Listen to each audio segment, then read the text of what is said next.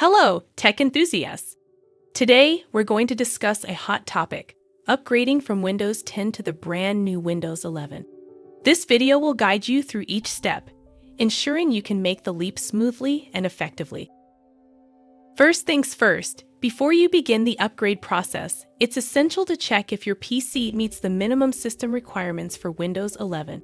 These include a compatible processor, 64 GB of storage, and 4 GB of RAM, among others. If your system doesn't meet these, unfortunately, you won't be able to upgrade. Once you've confirmed that your PC is compatible, the next step is to back up your data. This is a crucial step to protect your files and information.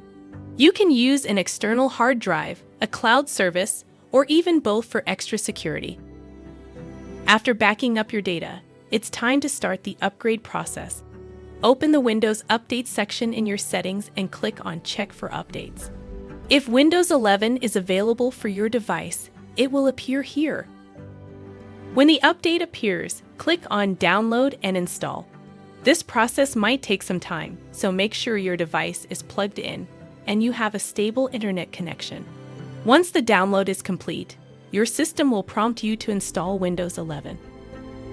After the installation process, your PC will restart a few times. Don't be alarmed, this is normal.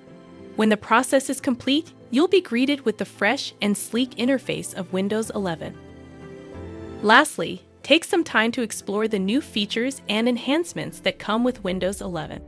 From the centered Start menu to the new Snap layouts and Snap groups, there's a lot to discover and enjoy in this new operating system. And there you have it. That's how you upgrade from Windows 10 to Windows 11. Remember, always ensure your system meets the requirements, back up your data, and follow the steps carefully. Happy exploring!